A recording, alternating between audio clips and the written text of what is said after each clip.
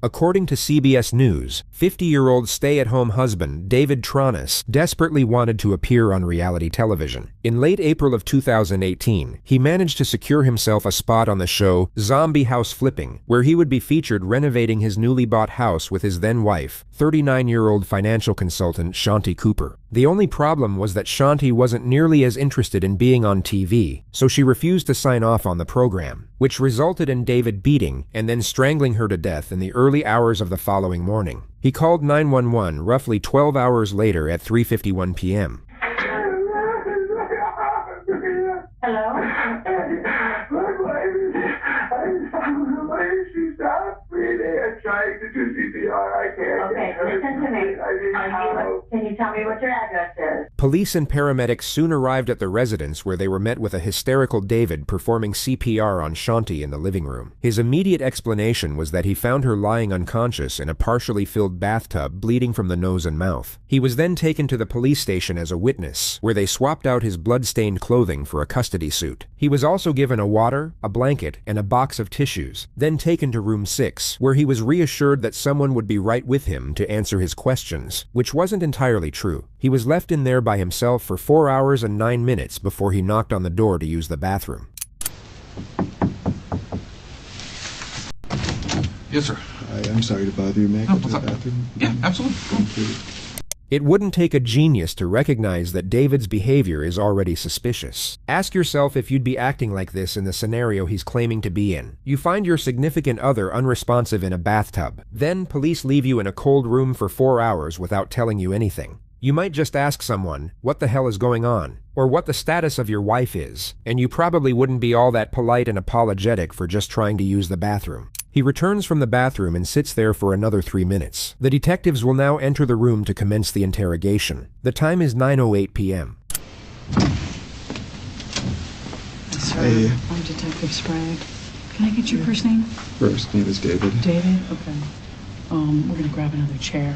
Okay. Did you need something? I was just asking for a bottle of water. Okay, we can grab you. Thank you. Have you been to the restroom? I just want. You just want? Okay. How about anything else? Anything else? I'm starving. A cracker or just something. You and just me with some both. salt, right? Did you eat lunch? I did not eat lunch.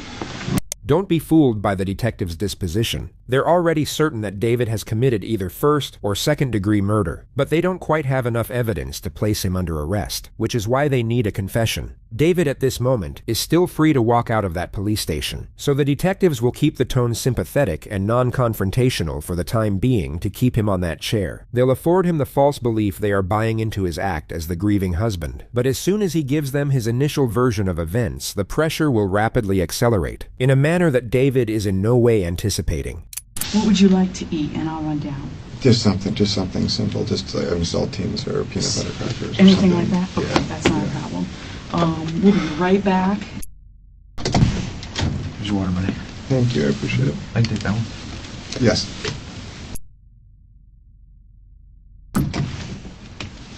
Okay, a couple of things. Okay, is that good? Perfect. Okay, all right. I'm with you. I haven't eaten since this morning. I'm sorry this is taking so long. You are David, I believe? Okay, all right. I'm Detective Teresa Sprague, and this is Detective Barb McClelland. Hey. First of all, on behalf of the Atlanta Police Department, we want to say how sorry we are for your loss. So this is the first, out of a total 11, of David's fake cries. Their intensity level will peak about halfway through this video, during some of the more embarrassing performances you're ever likely to witness on the internet. But from that moment on, you'll notice these acts steadily diminish, as the detective makes it more and more abundantly obvious that she knows he's lying. David, and also for everything that you're going through. I know this is very traumatic for you, okay? They start by collecting David's basic information. Okay, blonde or brown hair? I love both. Both. Okay. Okay. Hazel eyes, maybe? I'll take hazel. Blue, hazel, okay? They're dirty blue. Yeah. Okay. Okay. Is there a home phone? There is. Okay. I can't remember the last 4 digits. It's 407. The next 3 are easy. 704, the opposite. And I never call it. The next three are 704? It's 407, 704, and then I think it's 2808. It might be 2406, but I have it in my phone. I haven't. We've had it since we were at Briarcliff. And when did you move to Florida? In 2013. Okay.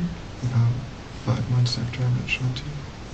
Did you meet her here or there? No, why? You met online? Okay. Can you tell me what year that was? It was 2013. 2013 is when you met online? Yeah. Okay. And about 5 months later, did you move here and move in with her, or just move here? I'm trying to be as accurate as possible. I believe it was the end of September. So you guys knew each other approximately 5 years this month.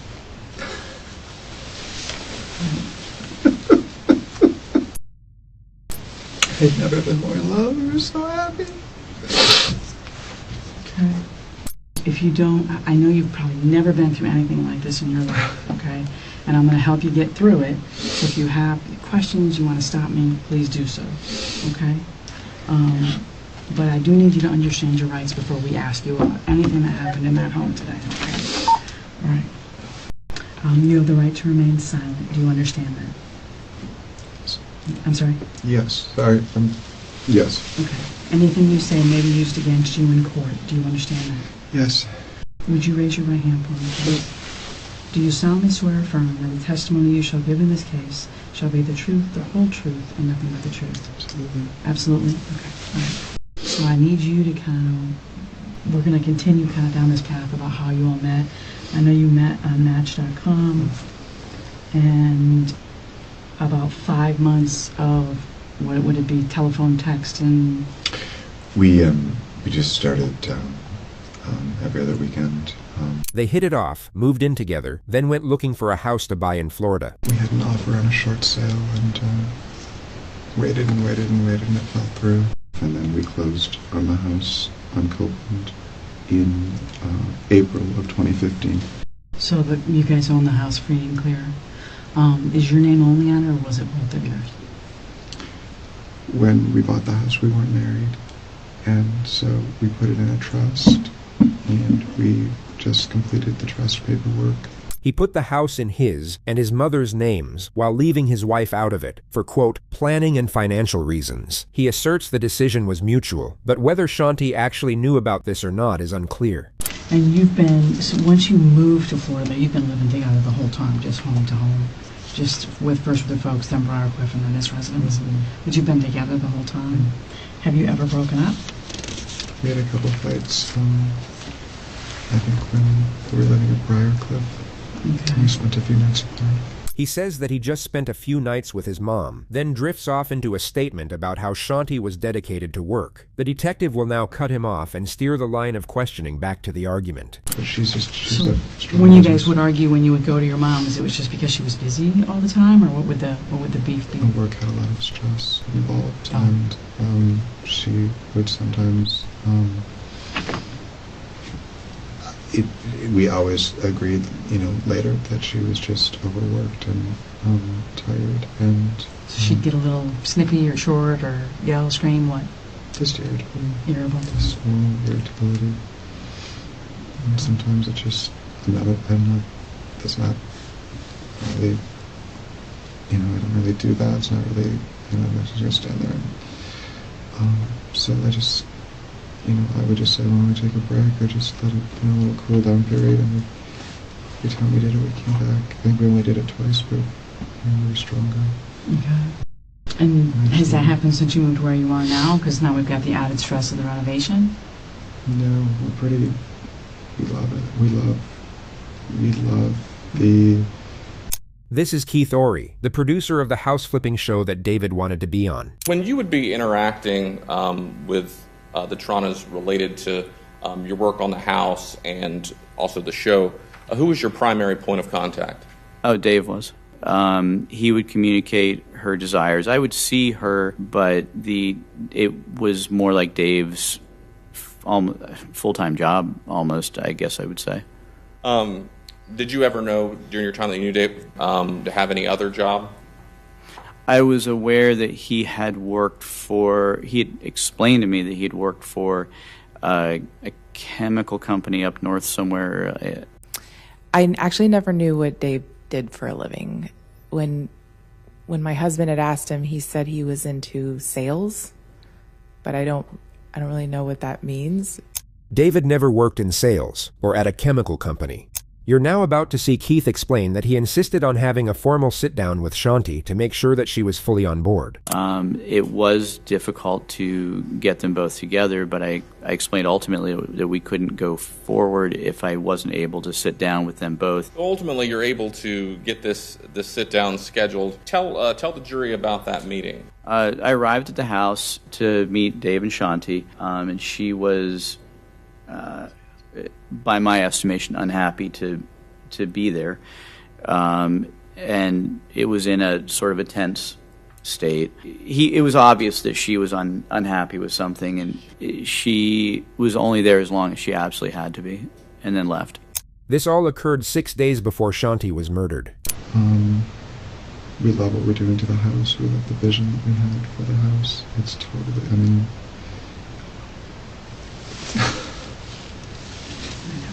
she worked for us, but she wanted so bad. It made me happy, it made her happy. It was a thing that we did together. Mm-hmm. She wanted to quit her job. When we got the house done, or just kind of, slowly phase out of it.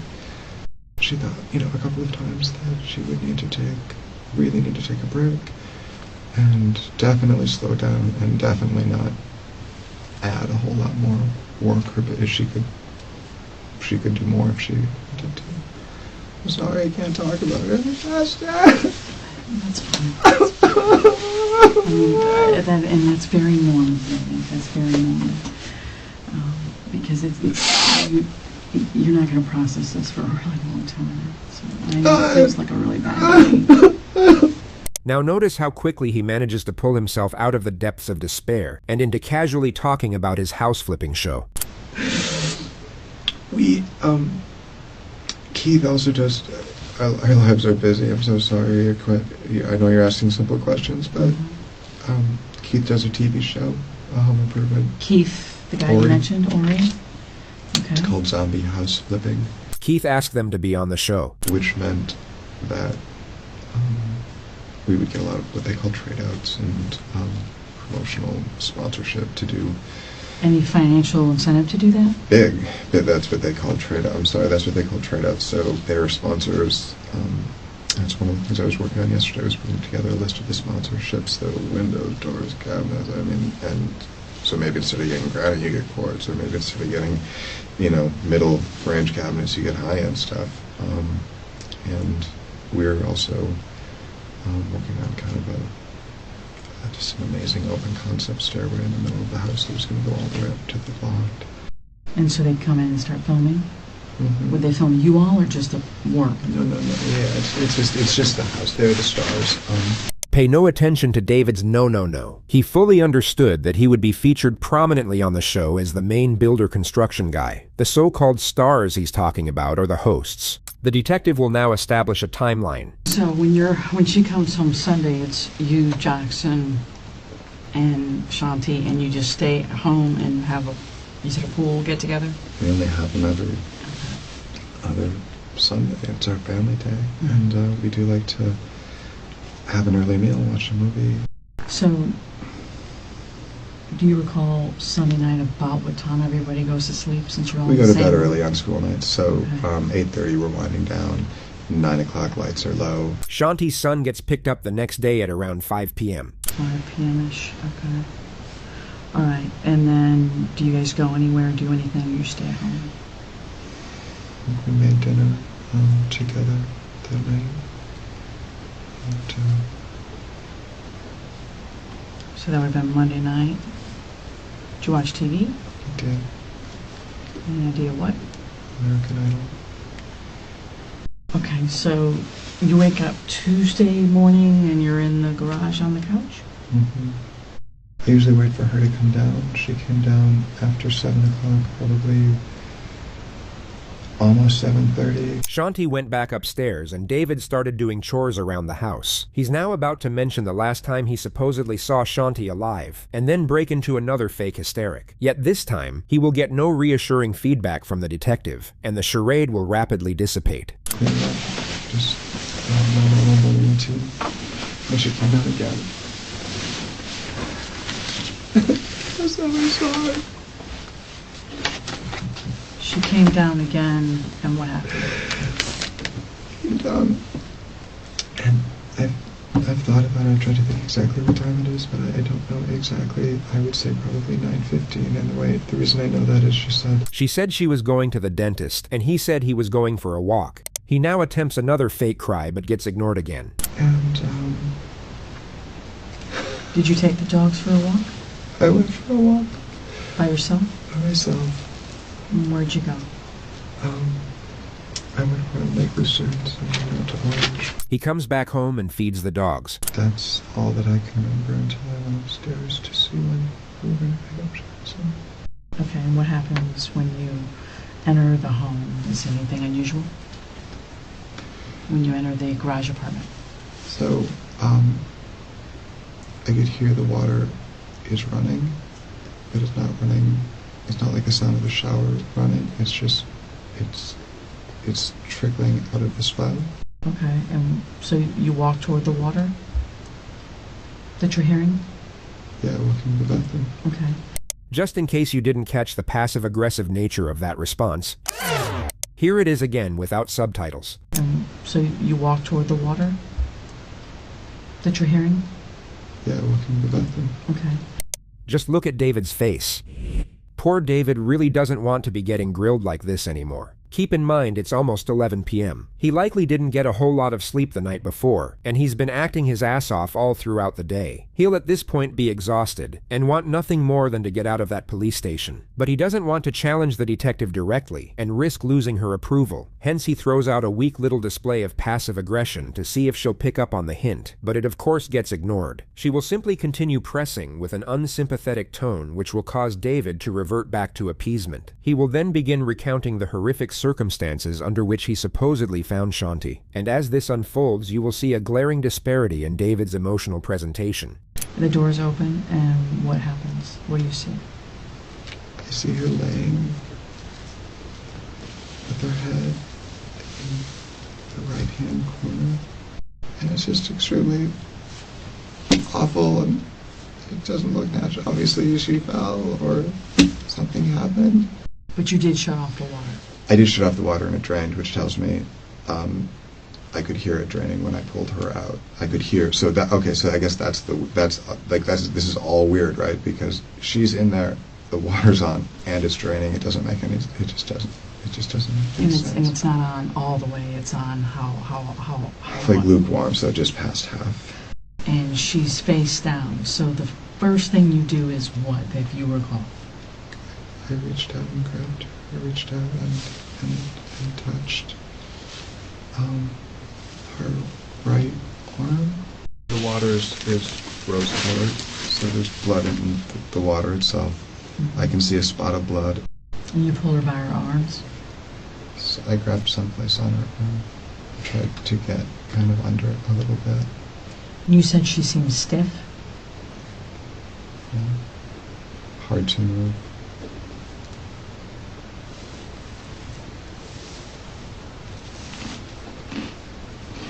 There's something so incredibly unnerving in the sound of the casual crunching of his snack as he recounts in precise detail the limp and lifeless body of his wife, so we'll spare you the rest of it. I had to pull her and turn her a couple of times. Then she felt cold. You asked how she felt. She felt cold. She felt cold. I grabbed the, You grabbed the what? We had, when we did the bedding, we took the mattress cover off to wash it. The detective asks David to draw a map for the purpose of illustrating the timeline of his movements. She will now shift the line of questioning and begin to gradually intensify the pressure. When was the last time the two of you argued?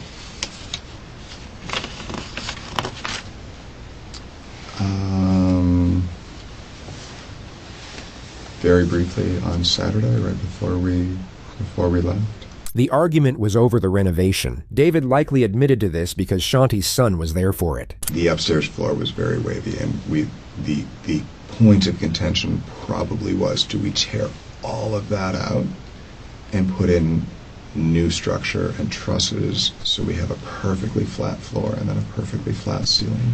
But I don't think it's an argument if Shanti and I are both on the same page and we're both just in agreement and upset reasonably and justifiably upset that it's taking longer. Shanti and I aren't fighting about it. We're both upset about the same thing. Does she feel as though you don't listen to her? No, I don't think so. She knows I listen. Has any fight ever turned physical between the two of you? No. Okay. Has she ever hurt you, hit you, struck you, threw anything at you? No. No. Have you ever harmed her physically? No. David continues to pretend that he doesn't notice the accusatory nature of the questioning, so the detective will now intensify the pressure to a significant degree. She seems to shed. Her injuries to me, David, seem really significant. More significant than from a soft tissue fall. More significant than from me tripping and falling and hitting my head and being knocked unconscious. She elaborates on the inconsistencies while David just sits there and nods. The issue I'm having with it is I absolutely think that she was deceased before you left to go to the park. She repeats what she said a few more times, while David just keeps doing what he's doing. Okay, so I think that you've told us a significant amount of information. You've been very cooperative. But I also think that you've left some stuff out. And I think you've left some stuff out that is maybe something got out of hand, maybe you didn't mean for it to happen, maybe you got upset, but there's something that happened between the two of you before you left that house. Because she was deceased, or on her way to being deceased, before you left that house. Now, if there's an explanation, I want to hear it. I told you everything. Yeah, but you've left out something, David, because this woman has significant injuries. Okay, this is not from a fall. Did you harm Shanti in any way? Absolutely not. Did you choke her? Absolutely not. Did you strangle her? Without question, no. Did you beat her? No. Did you hit her with anything? Absolutely not. Okay. Do you have injuries? I do not. I do have some scratches from the bromeliads and from the bougainvillea. Okay. I do trim them myself. Aside from the scratches from his plants, David had no injuries that could indicate a struggle. But this might explain why. You noticed a single earring on the nightstand? A single what? A single diamond earring on the nightstand. Yes. Yeah, what was the significance of that? Looks like she removed it before bed and didn't get a chance to remove the other one. Because you believe that's when the attack occurred. On the edge of the bed, where the blood was found on the side rail, yes. And I think when she turned to take that earring out, she didn't see it coming. Would you mind, just for me to be able to say David is a perfect gentleman and is in the clear and did not harm his wife, would you mind taking a polygraph and proving that to us? Absolutely. Okay. Would that be a possibility? Yeah. Okay. All right. The detective asks David if he wants another water, to which he says, sure. So she brings him a water and tells him they'll be right back with a polygraph machine. But instead of coming right back, they leave him in there for just over 2 hours, during which time they decide not to proceed with the polygraph, but simply ramp up the confrontation.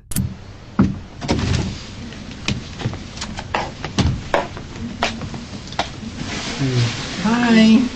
You doing okay? Yeah, it was just... Did you sleep a little? I did. have got to be exhausted. Or at least mentally. Yeah. I just want to point out some things to you that I think are unusual. There's so many, I really don't know where to begin, to be perfectly honest with you. I think that I find that the living arrangement, I find to be completely unusual for you to be primarily living downstairs. I'm not primarily living downstairs. Well, sleeping. What I said is that I sleep down there, but I don't go down there until we're done with dinner, we're done watching TV, or we're done for the evening. Okay, just hear me out. Okay. So you don't go upstairs during the day while she's working. You leave her alone, and then not entirely. I do go up there. Okay. But I don't work up there while she's on the phone because it's distracting. It's her office. I think that I've explained extremely well. She didn't sleep. She did, but you said... He continues defending the fact that he was exiled to the garage. I think it's an adjustment and a transition that she didn't feel like she could make right now because she couldn't afford the time that it would take. But she's sleeping in the only part of the residence that's semi-comfortable.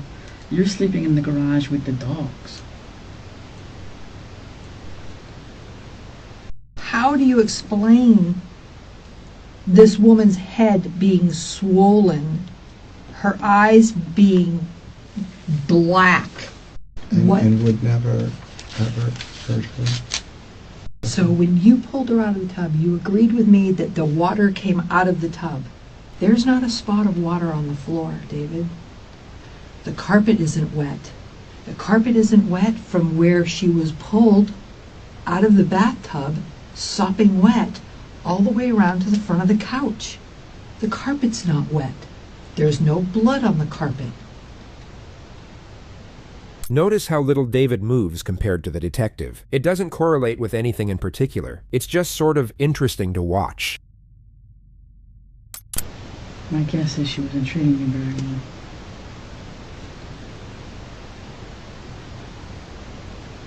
And there's only so much anyone can take before they snap.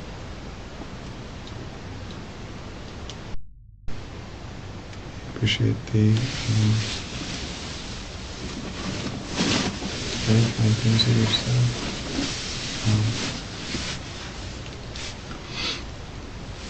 I'm missing what you're saying because of your suit that you're moving, but I'm kind of missing it. It's really loud, but I missed what you said because you're talking so loud. I'm sorry, it's falling out. I appreciate the things that you've said and the genuine consideration and thoughtfulness behind it. David, you killed this woman. I cooperated so I could give you all the information and all. You cooperated because you thought that your language would overwhelm us, and you thought you could pull the wool over our eyes. I don't think there was any effort to do that. All of this, all these tangents, all this flowery, fancy language, answers to questions all the that you details. asked, to questions that you asked. You know, you fake cried for about 7 or 8 hours today. Not one tear came out of your eyes. Not one. Not one. Not on scene with the officers. Not in this room. You have fake cried over this woman's death since we made contact with you for hours. And every single time you fake cried, we wrote it down. Not one tear came out of your eyes. Not one. Nope. Okay? We've been extremely patient with you for a very long time. I am losing my patience at this point because there is not a lick of remorse for what you did to this woman. Not even a little bit. You're staring at a woman you're telling us you're in love with, and you've done nothing the whole time but close your eyes, huddle up, and protect your own ass. So we're just going to prove you're full of shit and solve this case. And I'm glad you think that's funny. I'm glad you think that's funny. The investigators would exit the room shortly after this moment, at 4:56 a.m. David would then sit there for a little over 2 hours before finally asking to go home. But before being driven back by one of the officers, they asked him if they could take his photograph. He cheerfully obliged. Judging by his expression, he may have thought he had just gotten away with murder, but a grand jury indicted him 4 months later, and he was arrested at his mother's house. When he was told he was facing life imprisonment, and that the evidence against him was overwhelming, he started acting crazy, and went for the insanity defense. He was then sent to a maximum security psych unit, where he spent 5 years before a judge ruled him competent to stand trial. This is what he looked like on the day he was transferred back to jail. His trial began on October 12th and lasted 6 days. He maintained his plea of not guilty, with his official defense being that he was out of the house walking the dogs while an unknown intruder broke in and murdered Shanti. You heard about the sleeping arrangement. You heard how the defendant was sleeping in the garage with the dogs while Shanti was staying in the essential, one-bedroom apartment separate and apart from him. And this had been going on, for over a year. This was an intentional killing. A random stranger that comes into a house isn't going to, take the time that it takes to strangle a person, to move them to a tub. Not take anything? Doesn't make any sense. Leave no sign behind, no fingerprints, no DNA? That doesn't make any sense. You have the severe beating of Shanti. You have the injuries to both sides of her face. You have the fractured skull, the swollen shut eye, the damaged eye on the other side, that you saw the, intense bruising and bleeding in both sides of her mouth. This was a beating. So at some point in that beating, the defendant, and you can infer this from the facts, intended to cause the death. And he did it with a premeditated design. We ask that you convict him of first-degree murder. Thank you. The defense mainly tries to evoke empathy for the defendant, but it ends up just roasting the fake crazy out of him. Shanti's the only source of the income. She's the breadwinner. He does nothing other than take care of the pool and the dogs. It's about circumstantial evidence, pure supposition, all steered by Teresa Sprague, who prejudged this case based upon a phone call received from her from an officer at the scene about these crocodile tears. This is just a hunch, ladies and gentlemen. A hunch. If you hear horses, if you hear hooves, think horses, not zebras, sort of thing. Because that's the point. You don't get to fit a square peg in a round hole because it's convenient. And that's what happened here.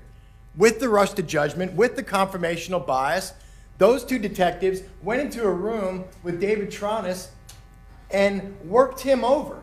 He sat there for 16 hours, bared his soul to them, literally and figuratively, told them what he knew, told them what he saw. The government's the one spinning here. The government's the one taking the insignificant and stacking them into a pyramid, and I'm confident that after carefully deliberating, that you'll come back and return the only just verdict in this case, and that's a verdict of not guilty. Thank you. Verdict reads, we, the jury, find the defendant guilty of first-degree murder as charged in the indictment. So it says we all, dated at Orange County, Florida, on the 18th day of October, 2023, signed by the foreperson. In the midst of this tragedy, Shanti's impact as a mother was shown through her son, Jackson. His victim impact statement was both heartrending and dignified. My family and I have been waiting for about 5 years for justice. I miss her so much. I would have never thought the day before was the last time I would see my mother alive. I miss the times where we would go to Universal, or just the simple times, like walking the dogs or going to the park. She was the best mom I could ever ask for. That's it. Defense, any questions? No, Your Honor. Thank you, Jackson. Mr. Tronis, anything you wish to say prior to sentencing?